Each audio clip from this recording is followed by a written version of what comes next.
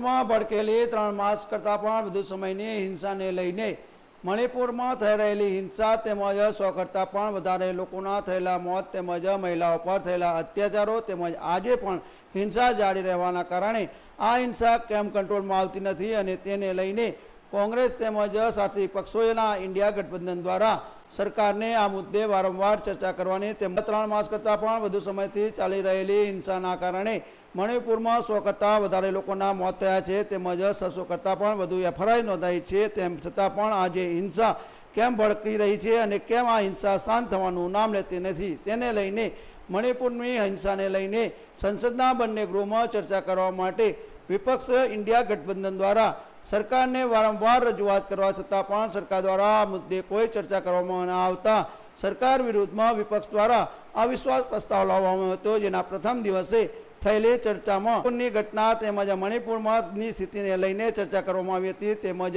ચીન સાથેના ભારતના સંબંધો અને ભારતના વિદેશ મંત્રાલય દ્વારા છુપાવવામાં આવેલી માહિતી સહિતના મુદ્દાને લઈને સરકારને વિપક્ષ દ્વારા ચર્ચામાં ઘેરવામાં આવી હતી। તો બીજી તરફ આજે બીજા દિવસે પણ આજે આ મણિપુરના અવિશ્વાસ પ્રસ્તાવ પર ચર્ચા થઈ હતી, જેમાં કોંગ્રેસના રાષ્ટ્રીય નેતા એવા રાહુલ ગાંધી જેઓ સાંસદ છે તેમની સાંસદ સભ્યતા 2 દિવસ પહેલાં ફરીથી પાછી આવી છે, તેઓ પણ આજે ચર્ચામાં ભાગ લીધો હતો અને મણિપુરની સ્થિતિ અંગે ચર્ચા કરી હતી તેમજ સરકારના પીએમ નરેન્દ્ર મોદી દ્વારા કેમ અત્યાર સુધીમાં આ મણિપુરની મુલાકાત લેવામાં આવી નથી તેમજ આ મુદ્દે કોઈ ચર્ચા કરવામાં આવી નથી કે તેમને કોઈ ભાષણ પણ કેમ આપવામાં આવ્યું નથી, જેને લઈને ઘેરવામાં આવ્યા હતા તેમજ અદાણી અને પીએમના રસ્તાને લઈને પણ થયેલી ચર્ચાને લઈને વિપક્ષ સામે સરકારના મંત્રીઓ અને સંસદ સભ્યો દ્વારા આક્રમક રૂપ અપનાવવામાં આવ્યું હતું। આમ ભારતીય જનતા પાર્ટી તેમજ કોંગ્રેસના નેતાઓ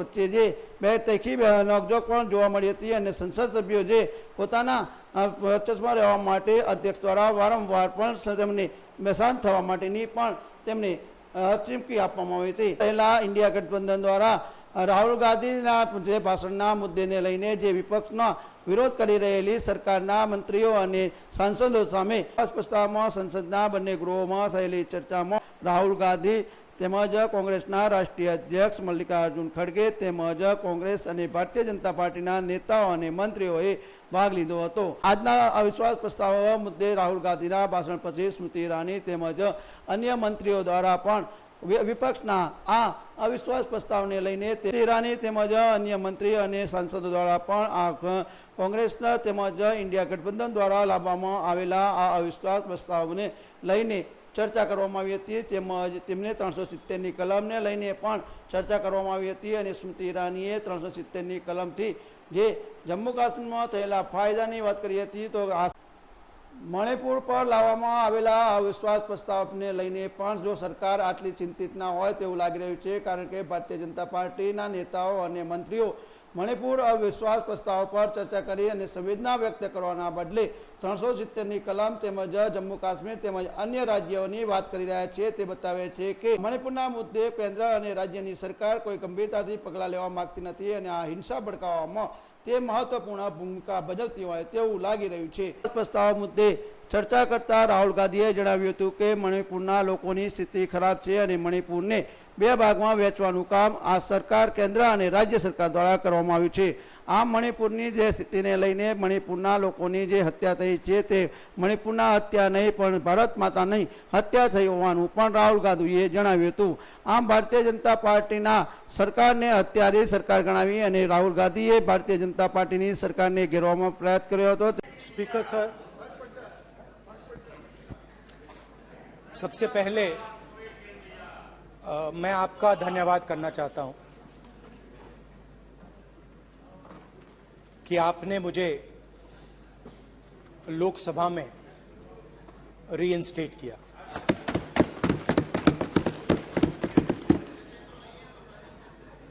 और पिछली बार जब मैं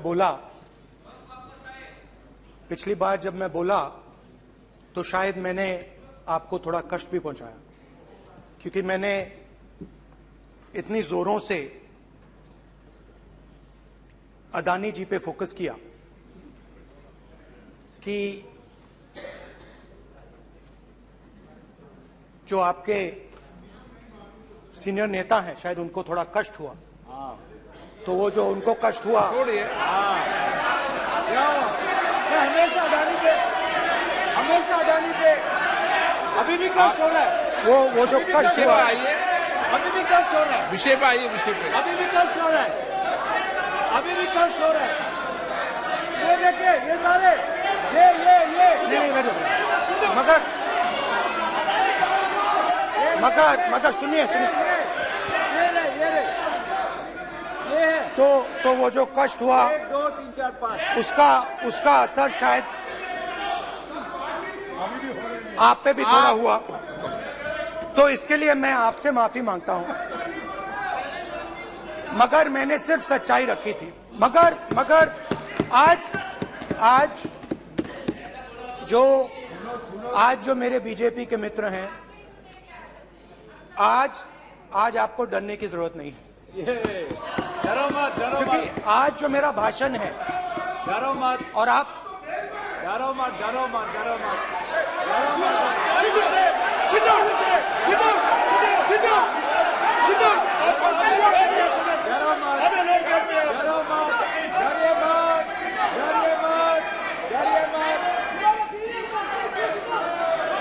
स्पीकर सर, अरे बैठो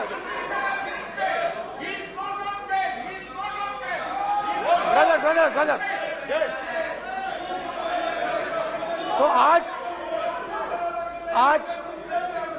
आज कोई घबराने की जरूरत नहीं है। आज मैं अपना भाषण, मेन जो भाषण है, वो अदानी जी पे नहीं बोलने जा रहा हूं। आप छोड़िए। तो आप रिलैक्स कर सकते हैं, आप शांत रह सकते हैं, क्योंकि मेरा भाषण आज दूसरी डायरेक्शन में जा रहा है।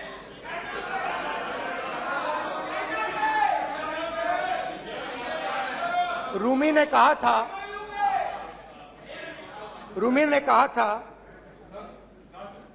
जो शब्द दिल से आते हैं, वो शब्द दिल में जाते हैं। तो आज मैं दिमाग से नहीं बोलना चाह रहा हूं, मैं दिल से बोलना चाह रहा हूं।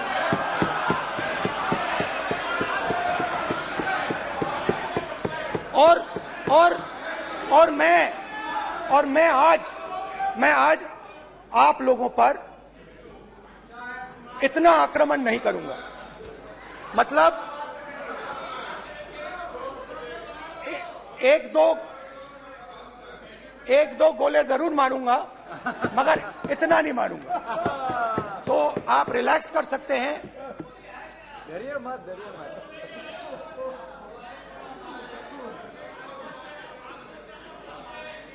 अरे रक्षा मंत्री जी आज संभाल लेंगे आप लोग।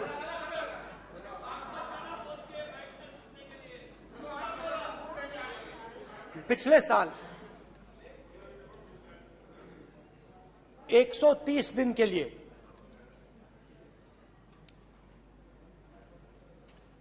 मैं भारत के एक कोने से दूसरे कोने तक गया, अकेला नहीं,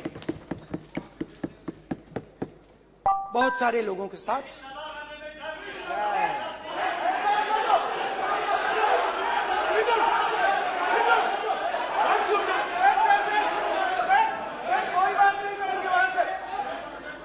सर, ये हमारा टाइम खत्म करने का साजिश है। प्रधानमंत्री बोलेंगे ऐसे ही होंगे सर। सारे समाज निकल जाए। समुद्र अधीर समुद्र के तट से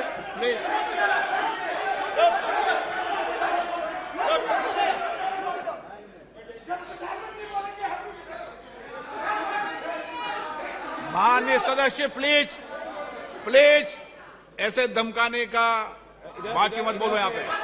बोलिए। हाँ प्लीज।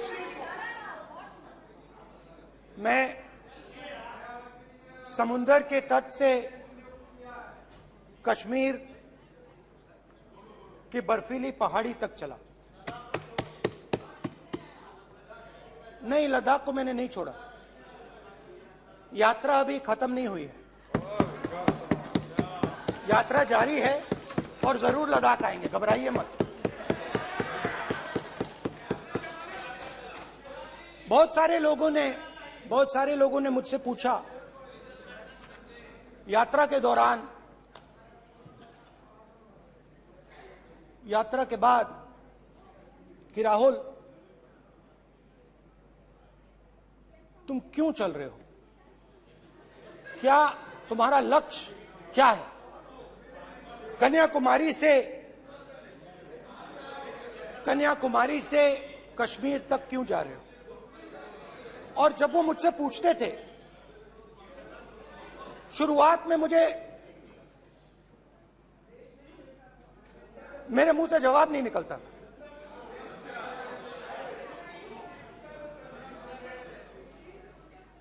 शायद मुझे ही नहीं मालूम था कि मैंने ये यात्रा क्यों शुरू की। जब मैं कन्याकुमारी से शुरू हुआ, मैं सोच रहा था मैं हिंदुस्तान को देखना चाहता हूं, समझना चाहता हूं, लोगों के बीच में जाना चाहता हूं, मगर गहराई से मुझे मालूम नहीं था।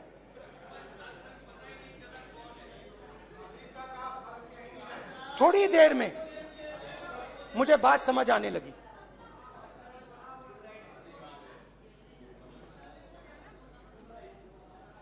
जिस चीज से मुझे प्यार था, जिस चीज के लिए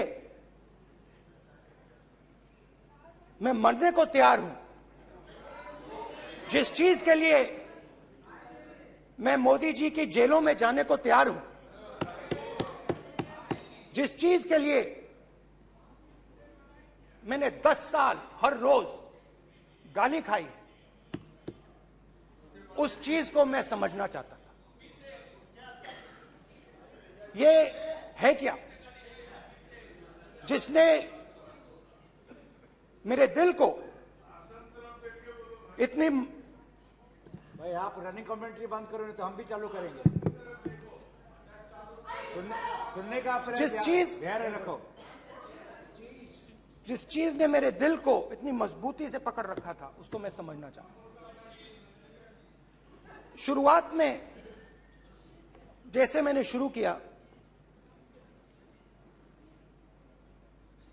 सालों से मैं हर रोज 8-10 किलोमीटर दौड़ता हूं। तो मेरे दिमाग में था कि अगर मैं 10 किलोमीटर दौड़ सकता हूं तो 25 किलोमीटर चलने का क्या मतलब, कोई बड़ी बात नहीं। ये मैंने सोचा था। आज मैं उस भावना को देखूं तो वो अहंकार था कि मैं ये कर सकता हूं, ये कुछ नहीं है। तो मेरे दिल में उस समय अहंकार था।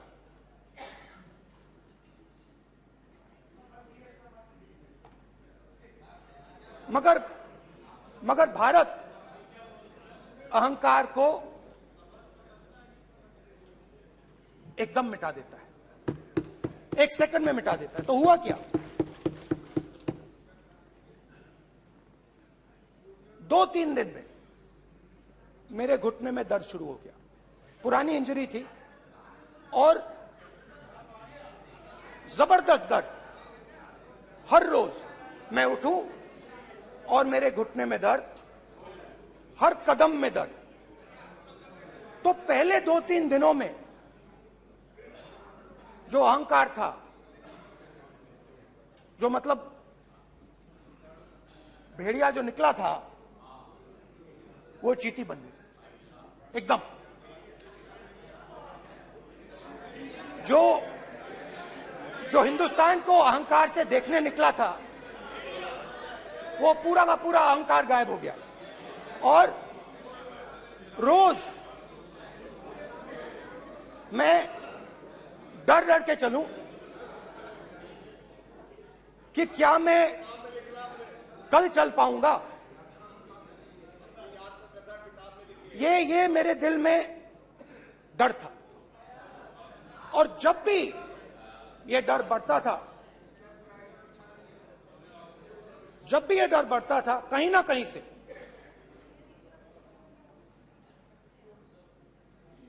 कोई ना कोई शक्ति मेरी मदद कर देती। एक दिन मैं सह नहीं पा रहा था, एक छोटी सी लड़की आती है, मुझे चिट्ठी दे देती। मैंने चिट्ठी खोली, 8 साल की थी, उसमें लिखा था, Rahul, I am walking with you, don't worry. उसने मेरे पैर में चोट देखी और उसने अपनी शक्ति मुझे दे दी। सिर्फ उसने नहीं, लाखों लोग ने। और शुरुआत में जब मैं चल रहा था, कोई किसान आता था, मैं एकदम उसको, पहले उसको अपनी बात बताता था कि आपको ये करना चाहिए, आपको इस प्रकार से काम करना चाहिए। मगर इतने लोग आए, हजारों लोग आए कि थोड़ी देर में मैं बोल नहीं पाया। जो मेरे दिल में बोलने का डिजायर था वो बंद हो गया, बोल ही नहीं पाया, क्योंकि इतने लोगों से बोलना था। और एक सन्नाटा सा छा गया, भीड़ की आवाज थी, भारत जोड़ो, भारत जोड़ो, भारत जोड़ो। और जो मेरे से बात करता था उसकी आवाज में सुनता गया।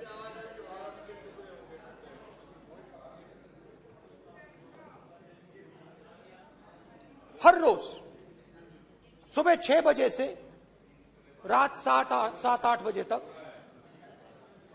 आम आदमी, गरीब, अमीर, बिजनेसमैन, किसान, मजदूर, सबकी आवाज।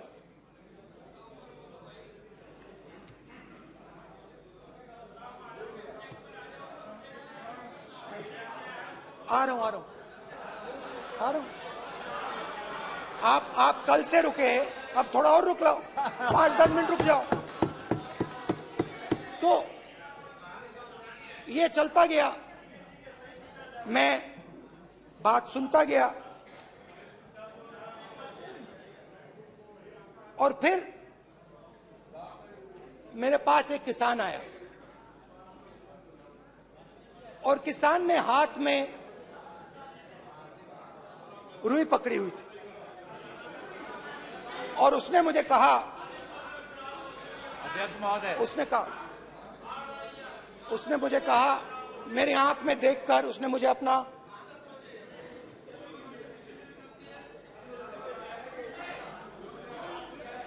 वो रुई का बंडल दिया और उसने कहा, राहुल जी, यही बचा है मेरे खेत का यही बचा है और कुछ बचा नहीं है। मैंने उससे, जो मैं नॉर्मली सवाल पूछता था, भैया आपको बीमा का पैसा मिला, वो पूछा। बीमा का पैसा मिला, वो पूछा। और किसान ने मेरा हाथ पकड़ा। किसान मुझे कहता है कि नहीं राहुल जी, मुझे बीमा का पैसा नहीं मिला, हिंदुस्तान के बड़े उद्योगपतियों ने वो मुझसे छीन लिया। मगर इस बार बड़ी अजीब सी चीज हुई। जब मैंने किसान को देखा और वो मुझसे बोल रहा था, तो जो उसके दिल में दर्द था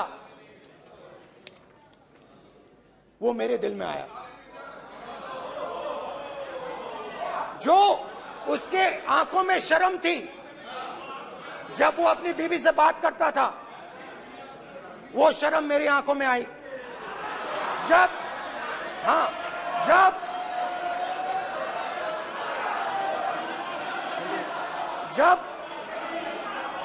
उसकी जो भूख थी वो मुझे समझ आई। और उसके बाद यात्रा बिल्कुल बदल गई। मुझे भीड़ की आवाज नहीं सुनाई देती थी, मुझे सिर्फ उस व्यक्ति की आवाज सुनाई देती थी जो मेरे साथ बात कर रहा था। उसका दर्द, उसकी चोट,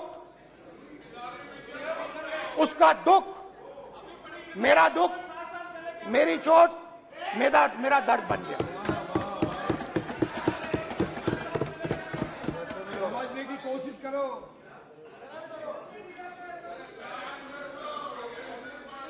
भाई और बहनों, लोग कहते हैं कि ये देश है, कोई कहता है ये अलग अलग भाषाएं हैं, कोई कहता है ये जमीन है, मिट्टी है, कोई कहता है ये धर्म है, ये सोना है, ये चांदी है। मगर भाइयों और बहनों, सच्चाई है कि ये देश एक आवाज है। ये देश सिर्फ एक आवाज है। ये देश, इस देश की लोगों की आवाज है। इस देश के लोगों का दर्द है, दुख है, कठिनाइयां हैं। और अगर हमें इस आवाज को सुनना है तो हमारे दिल में जो अहंकार है, हमारे जो डिजायर्स हैं, हमारे जो सपने हैं, हमारे जो सपने हैं, उनको हमें परे करना पड़ेगा। जब हम अपने सपनों को परे करते हैं, तब हमें हिंदुस्तान की आवाज सुनाई देती है। तब तक हिंदुस्तान की आवाज हमें नहीं सुनाई देती। अब आप कहोगे ये बात मैंने नॉन कॉन्फिडेंस मोशन में क्यों रखी? इसका क्या मतलब है कि भारत एक आवाज है, भारत लोगों का दुख है, भारत लोगों का कष्ट है, मुश्किलें हैं। क्योंकि भाइयों और बहनों,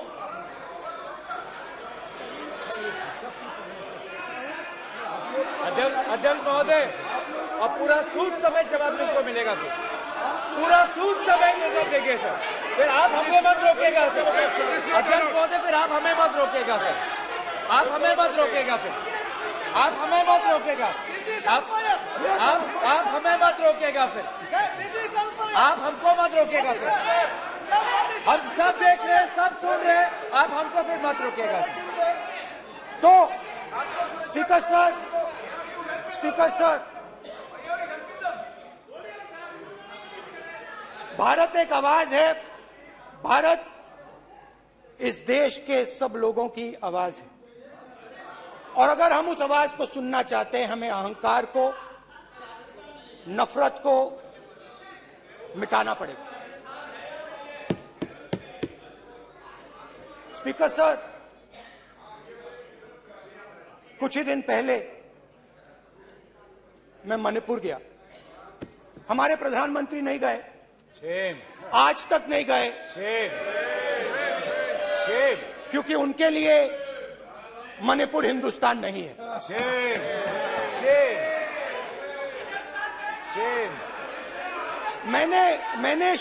मैंने मणिपुर शब्द प्रयोग किया, मगर आज की सच्चाई यह है कि मणिपुर नहीं बचा है। मणिपुर को आपने दो भाग में कर दिया है। मणिपुर को आपने बांट दिया है, तोड़ दिया है। मैं मणिपुर में रिलीफ कैंप्स में गया। रिलीफ कैंप में आज जा रहा हूं।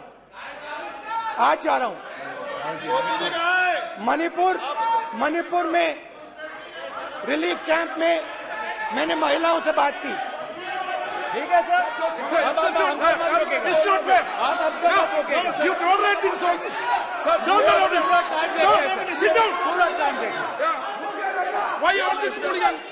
कल देखेंगे। बात नहीं करेंगे सर, प्रधानमंत्री की बात नहीं करेंगे सर। ऐसे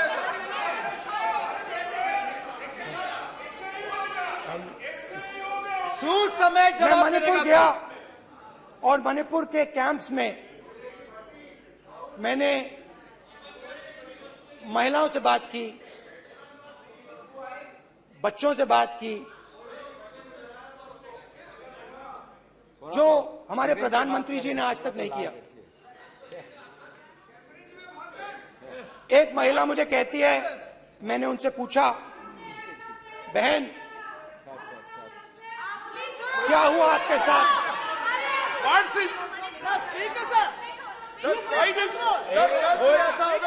एक एक मंत्री बोल रहे, कल आप बोले, एक एक मंत्री खड़े होके बोल रहे, एक एक मंत्री खड़े होके ऐसे कर रहे, एक एक मंत्री खड़े होंगे तो पूरे सांसद खड़े होंगे यहाँ पे, पूरे सांसद खड़े होंगे यहाँ पे, बैठे नहीं है चुपचाप करिए, पूरे सब खड़े होंगे, पूरे सब खड़े होंगे। कल कांग्रेस पार्टी ने पूरा देश खड़ा होगा आपके खिलाफ, तो पूरा देश कल आपके खिलाफ खड़ा होगा। मैं बहुत सारी महिलाओं से बात किया, मगर मैं आपको दो उदाहरण देना चाहता हूं। एक महिला मुझे कहती है, मैंने कहा क्या हुआ तुम्हारे साथ? कहती है, मेरा छोटा सा बेटा, महिला का सम्मान करें प्लीज, ये सम्मान, एक ही बच्चा था मेरा, कोई शर्म कर लो गल मारी, एक ही बच्चा था मेरा, मेरे सामने, मेरे आंखों के सामने उसको गोली मारी है। मैं पूरी रात, आप सोचिए, आप अपने बेटे के बारे में, बेटों के बारे में सोचिए, मैं पूरी रात उसकी लाश के साथ लेटी रही। झूठ नहीं, झूठ आप बोलते हो, झूठ मैं नहीं बोलता हूं। मैं पूरी रात उसकी लाश के साथ लेटी रही और फिर मुझे डर लगा, मैंने अपना घर छोड़ दिया, जो भी मेरे पास था वो मैंने छोड़ दिया। मैंने उनसे पूछा, कुछ तो लाई होगी? कहती है, नहीं, सिर्फ मेरे जो कपड़े हैं ये मेरे पास हैं। और फिर इधर उधर ढूंढती है और एक फोटो निकालती है और मुझे कहती है, यही मेरे पास अब बची है।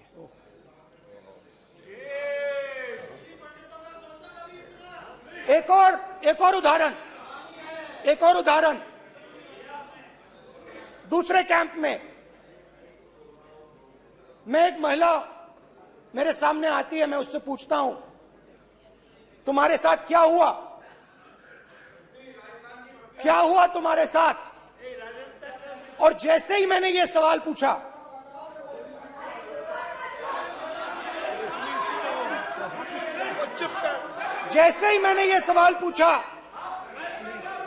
आप महिला का दर्द नहीं सुन सकते, महिला का दर्द नहीं सुन सकते, महिला का दर्द सुनने का आपका धैर्य नहीं है, महिला का दर्द नहीं सुन सकते, महिला का दर्द नहीं सुन सकते।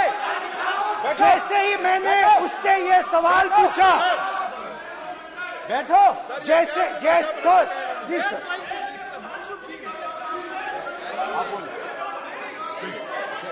शर्म करिए, शर्म करिए।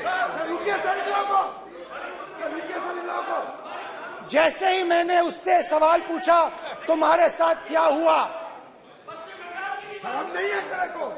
वैसे ही 1 सेकंड में वो कांपने लगी। उसने अपने दिमाग में वो दृश्य देखा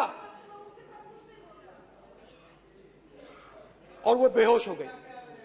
मेरे सामने कांपती हुई बेहोश हो गई। तो ये मैंने आपको सिर्फ 2 उदाहरण दिए हैं। स्पीकर सर, इन्होंने मणिपुर में हिंदुस्तान की हत्या की है, सिर्फ मणिपुर की नहीं, हिंदुस्तान की हत्या की है। इनकी राजनीति ने मणिपुर को नहीं, हिंदुस्तान को मणिपुर में मारा है। हिंदुस्तान को कत्ल किया है, हिंदुस्तान का मर्डर किया है मणिपुर में।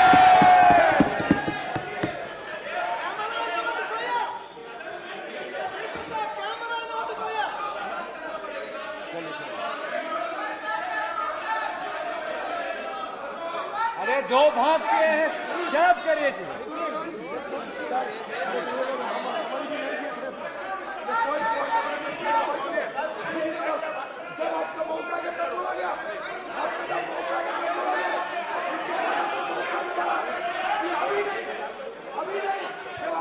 माननीय सभी सदस्यों से कहूंगा शांति रखें प्लीज प्लीज। मणिपुर, हाँ क्या बोल रहे हैं? अब बोलिए। एक अरे भाई क्या बात है? क्यों बातें कर रहे हैं? क्या बात करते हैं? इन्होंने राहुल गांधी ने आज सदन में पानी पी रहे हैं भाई। आप क्या बात करते हैं? बैठो सर। सर ये राहुल गांधी ने आज जो बातें कही है इस सदन में बहुत ही बात किया है। मैं उनसे एक सवाल पूछना चाहता हूँ। 60 दशक तक हजारों लोगों को नॉर्थ ईस्ट में दिए हुए हैं, इसका जिम्मेदार कांग्रेस पार्टी है। राहुल गांधी को माफी मांगना चाहिए। राहुल गांधी का कांग्रेस पार्टी 60 साल से ज्यादा इस देश को शासन किया है। नॉर्थ ईस्ट को इन्होंने खत्म किया है।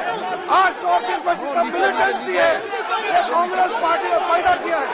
क्या बात करते हैं? प्रॉब्लम क्या बात करते हैं? आज नॉर्थ ईस्ट में सारा मिलिटेंट ग्रुप है, सारा कांग्रेस पार्टी की वजह से जमा हुआ है।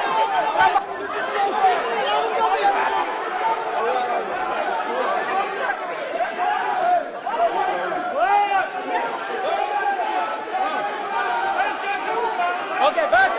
Anna, back, back, back, back, back, back, back, back. Hemant, सबको पीछे ले आओ. Back, back, back. IB, IB, IB, IB, IB. हो गया.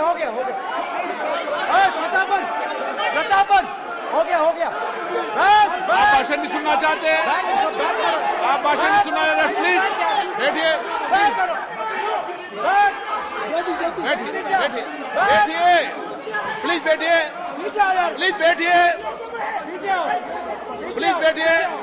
चले चलिए अंदर लो. चलिए। प्लीज. Okay, thank you. सबसे बड़ा thank you. Please thank you.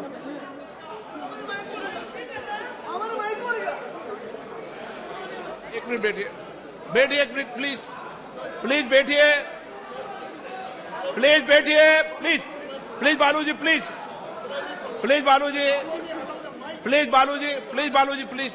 एक मिनट प्लीज बैठिए। माननीय सदस्यगण, नहीं सकते. जिस तरीके का व्यवहार आप टेबल पर आकर कर रहे हैं इस तरीके से सदन नहीं चलेगा। ये तरीका ठीक नहीं है। जब मैंने किसी को कहा है तो कहा है, ऐसे सदन नहीं चलेगा। आप सदन नहीं चलाना चाहते अलग बात है। आप अपनी बात कही है, गलत तरीका ये। नो, ऐसे सदन चलने वाला नहीं है। जो माननीय सदस्य टेबल पर आए हैं उनके खिलाफ कार्रवाई होगी। प्लीज बैठिए आप भी बैठिए। माननीय मंत्री जी प्लीज बैठिए। भारत सदन है, माता, प्लीज बैठिए। भारत माता. प्लीज बैठिए। Please brother.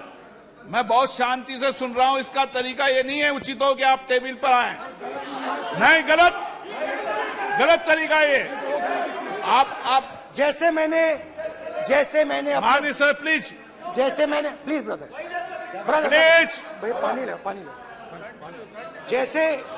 जैसे मैंने भाषण के शुरुआत में बोला, भारत एक आवाज है. भारत हमारी जनता की आवाज है, दिल की आवाज है. उस आवाज की हत्या आपने मणिपुर में की. इसका मतलब भारत माता की हत्या आपने मणिपुर में की.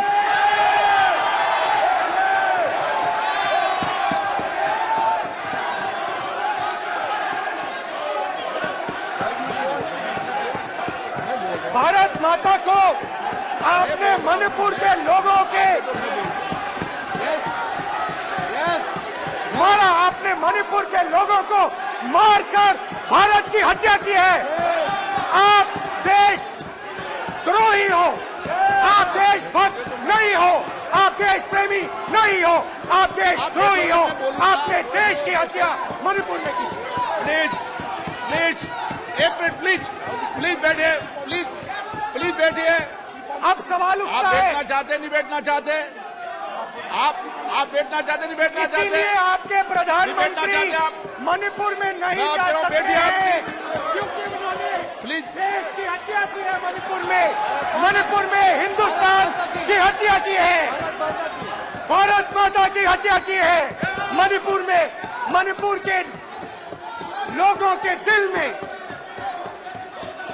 प्लीज एक मिनट बैठिए आप। एक तो मिनट सवाल बैठिए। उठता है, एक मिनट बैठिए, एक मिनट। आप भी विराजे, आप भी विराजे, आप भी विराजो, आप भी विराजो। आप बैठिए सही, नहीं बैठिए रहने दो आप बैठिए, बैठिए आप प्लीज, बैठिए आप प्लीज। आप बोल रहे हैं फिर आप भारत माता के रखवाले नहीं एक हो, मिनट माननीय सर। आप भारत माता के हत्यारे हो। प्लीज माननीय सदस्य, प्लीज प्लीज माननीय सदस्य, प्लीज प्लीज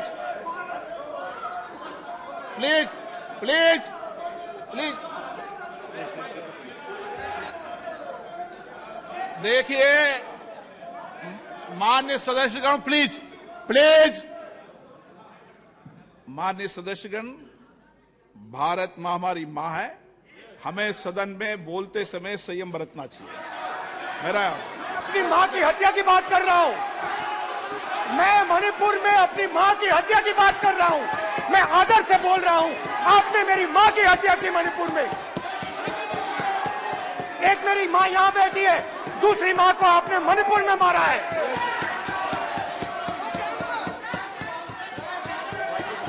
और हर रोज जब तक आप हिंसा को बंद नहीं करोगे तब तक आप मेरी मां की हत्या कर रहे हो।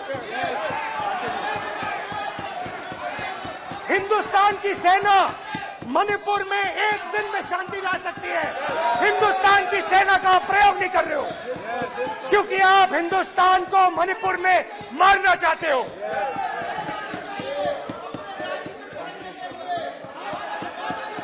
तो अगर नरेंद्र मोदी जी हिंदुस्तान की आवाज नहीं सुनते हैं, अगर हिंदुस्तान के दिल की आवाज नहीं सुनते हैं, तो किसकी आवाज सुनते हैं?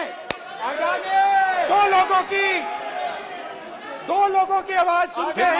प्लीज किसकी आवाज सुनते हैं? प्लीज माननीय सदस्य, किसकी आवाज सुनते हैं? माननीय सदस्य, और प्लीज। इसलिए सुनते हैं।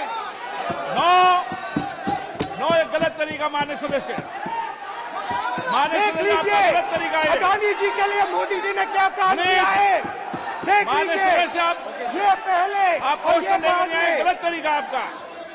माननीय सदस्य, आपका गलत तरीका है। आप सीनियर सदस्य हैं, आप इस तरीके का व्यवहार सदन में मत करिए। आप बात करिए, लेकिन इस तरीके से क्वेश्चन लाना ये उचित नहीं है किसी तरीके से। रावण दो लोगों की सुनता था, रावण दो लोगों की सुनता था, मेघनाथ और कुंभकर्ण। वैसे ही नरेंद्र मोदी दो लोगों की सुनते हैं, अमित शाह और अदानी। भाई और बहनों, लंका को हनुमान ने नहीं जलाया था, लंका को रावण के अहंकार ने जलाया था। प्लीज माननीय सदस्य, आप संयमित बोले। आप ये सदन है, आप तरीके से बोलिए। माननीय राम सदस्य, ने रावण को नहीं मारा था, रावण के अहंकार ने रावण को मारा था। आप पूरे देश में केरोसिन फेंक रहे हो, पूरे देश में आप केरोसिन फेंक रहे हो। आपने मणिपुर में केरोसिन फेंकी और फिर चिंगारी लगा दी। अब आप हरियाणा में कर रहे हो, पूरे देश को आप जलाने में लगे हो। आप पूरे देश में भारत माता की हत्या कर रहे हो। धन्यवाद स्पीकर। ये बहुत इम्पोर्टेंट इश्यू मैंने उठाया हूं और इसको पूरे इंडिया के नहीं, उधर भी बहुत लोग चाहते हैं कि 267 पे डिस्कशन होना चाहिए। तो इसीलिए मेरी एक ही मांग है, प्रधानमंत्री जी यहाँ आए, एक स्टेटमेंट करे, चर्चा शुरू हो, हम सब लोग उसमें हिस्सा ले, उसके बाद में रिप्लाई अगर होम मिनिस्टर देते हैं तो ठीक है, लेकिन प्रधानमंत्री का एक स्टेटमेंट होना चाहिए, यही मेरी कृपा है। इसीलिए मैं आपसे मांग करता हूँ जल्द से जल्द प्राइम मिनिस्टर को बुलाइए। प्रधानमंत्री जी के लिए आपका प्रेम भाव बहुत प्रकाष्ठा पर है, पर इस विषय पर मैं मेरा निर्णय दे चुका हूँ। नहीं साहब, और आप दे मैंने चुके हैं। नीतिगत निर्णय दिया है, विद्युत सम्मत निर्णय दिया है। मैंने डिस्कशन को अगर मुझे बोलने नहीं देते, अगर प्राइम मिनिस्टर को भी आने के लिए हमारे प्रश्न चाहते हैं, अच्छा नहीं है, चाहते हैं कि ज्वलंत विषय जो देश के सामने मेरे को आप उसके ऊपर चर्चा हो। मेरी जबान बंद कर रहे उनके हैं प्रश्न का और जवाब हो। मेरी जबान बंद मेंबर्स करने के लिए बार बार मेंबर्स चाहते हैं कि अगर ये बार बार मेंबर्स की इच्छा है ऐसी कि चीज करते हैं, जो विषय इन्होंने उठाए इसका मंत्री जवाब दे सके। मेंबर्स जो बिल्स पास हो रहे हैं उसमें मुझे डिबेट मजबूरन ये कहना लेकिन पड़ता इनकी है मंशा ही कि नहीं ये है, लोग ये डिबेट चर्चा करना नहीं नहीं चाहते और सिलेक्टिव तरीका। ये देखिए, जब इनकी इच्छा हो लीडर ऑफ द हाउस तब तो ये उठ के बात कुछ बैठ करते जाते हैं, हैं, इनके जब इच्छा ऊपर नहीं तो होती है हमने तो privilege खराब नहीं कर देते हैं। ऐसे ठीक थोड़ी है। चलेगा। या तो इसीलिए पूरा हाउस चलाए, ठीक से हाउस चलाए, हाउस अच्छी तरीके से इंडिया, चलने दे, लेकिन ये नहीं।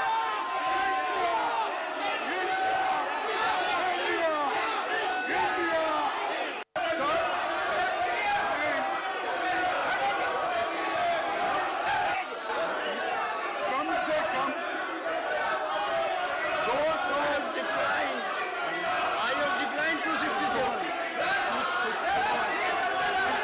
को बोल रहा हूँ, 200 लोग वहाँ पर मर चुके हैं, 500 लोग इंजूर हो चुके हैं, 5,000 से भी ज्यादा घर जल गए हैं और 70,000 लोग को रिहेबिलिटेशन किया गया, हर कैंप में भेजा गया। दूसरी पॉइंट, ये रिसेंटली 5 अगस्त को और एक वायलेंस हुआ है। ये सदन के सभी मेंबर्स के प्रिविलेज को खत्म करते हैं। इनकी इच्छा ही नहीं है चर्चा की, इनकी इच्छा है कि किसी ना किसी तरीके से मणिपुर की चर्चा से भागे। और हमारे सबके प्रिविलेज का क्या, मैं बात करता हूँ कि इनके ऊपर प्रिविलेज किया जाए। हम सबके प्रिविलेजेस का अपमान कर रहे हैं, संसदीय कार्यवाही का अपमान कर रहे हैं। ये चाहते ही नहीं है डिबेट हो।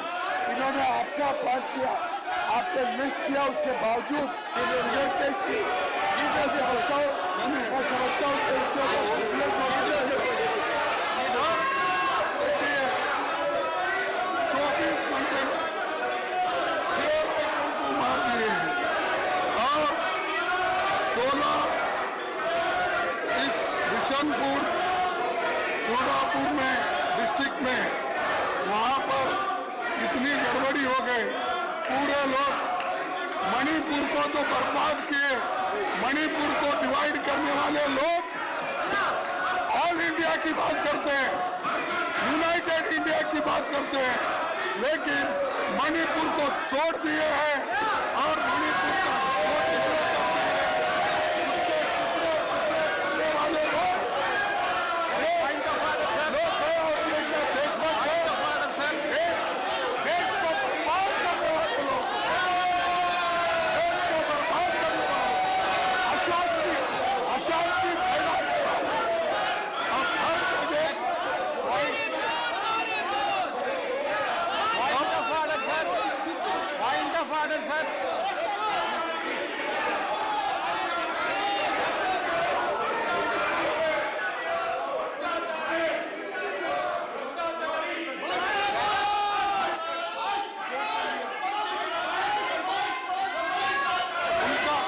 उनका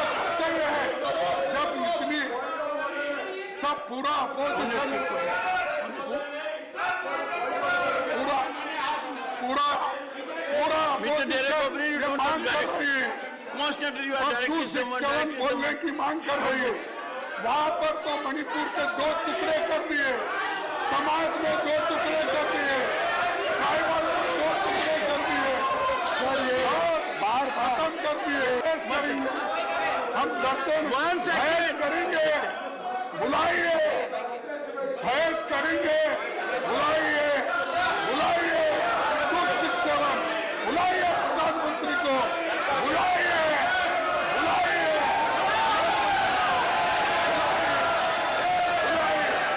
प्रधानमंत्री को बुलाइए। अरे हम रेडी हैं, बुलाइए प्रधानमंत्री को बुलाइए। हम तैयार हैं बहस करने के लिए। सदन से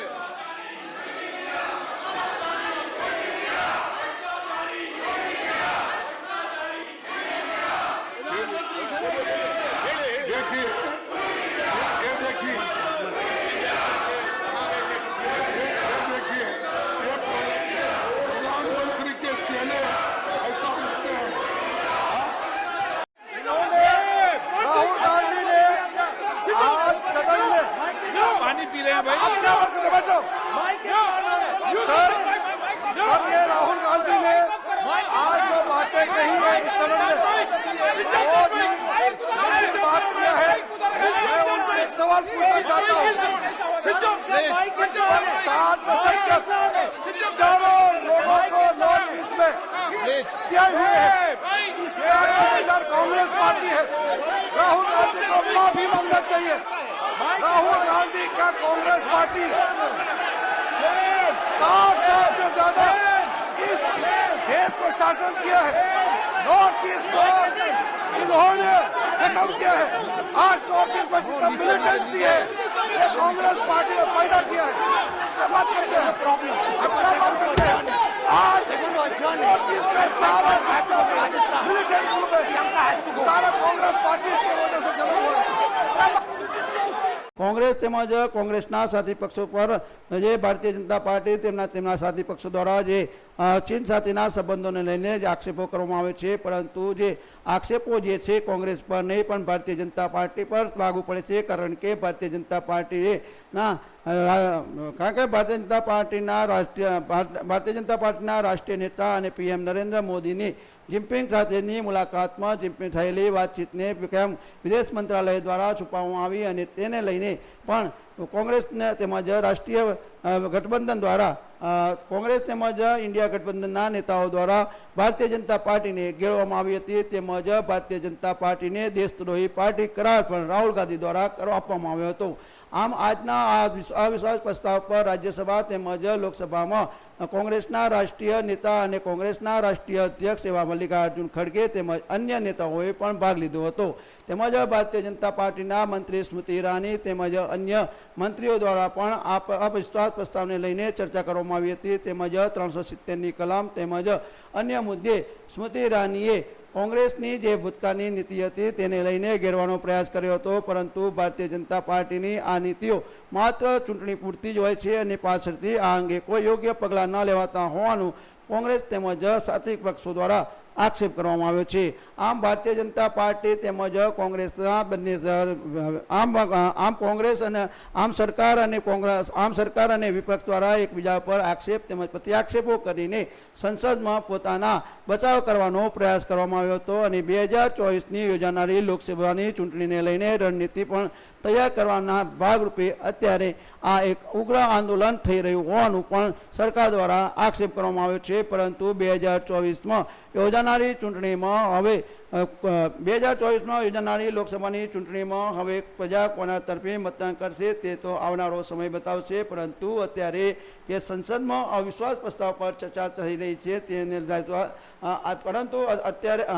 પરંતુ અત્યારે અવિશ્વાસ પ્રસ્તાવ પર સંસદના બંને ગૃહોમાં જે ચર્ચા થઈ રહી છે તે જોતા અને જે પરિસ્થિતિ જે મણિપુરની છે તેમજ એમાં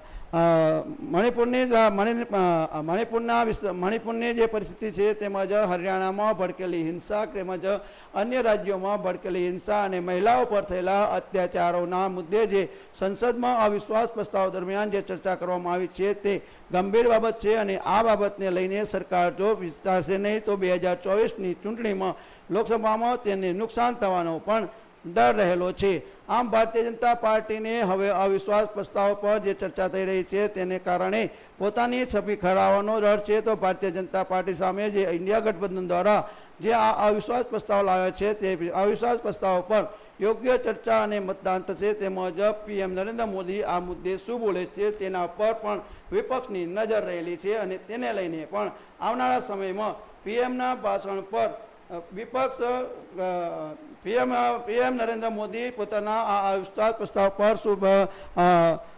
પીએમ નરેન્દ્ર મોદી આ સંસદના બંને ગૃહોમાં આ વિશ્વાસ પ્રસ્તાવ પર શું પ્રવચન આપે છે તેના ઉપર વિપક્ષની નજર રહેલી છે અને વિપક્ષ આ ભાષણના આધારે આગામી ચૂંટણીમાં તેમજ આગામી મુદ્દાઓ પણ રણનીતિ તૈયાર કરીને ભારતીય જનતા પાર્ટીની સરકારને ઘેરવાનો એક ભારતીય જનતા પાર્ટીની સરકારને 2024 આજના આ અવિશ્વાસ પ્રસ્તાવ પર પીએમ નરેન્દ્ર મોદી તેમજ તેની સરકાર શું જવાબ આપે છે તે મુદ્દાઓને લઈને વિપક્ષ દ્વારા ભારતીય જનતા પાર્ટીની સરકારને ઘેરવીને વિપક્ષ દ્વારા લાવવામાં આવેલા આ અવિશ્વાસ પ્રસ્તાવ પર ભારતીય જનતા પાર્ટીના નેતાઓ અને પીએમ નરેન્દ્ર મોદી શું સફાઈ આપે છે તેને લઈને વિપક્ષ દ્વારા સરકારને ઘેરવાનો પ્રયાસ કરવામાં આવશે. તેમજ 2024ની લોકસભાની ચૂંટણીમાં આ ભાષણ એક મહત્વપૂર્ણ ભાષણ હોય તેને લઈને પણ રણનીતિ તૈયાર કરવામાં આવશે. મહેન્દ્ર રાવળનો રિપોર્ટ, યુક્રાંતિ ઇન ગાંધીનગર.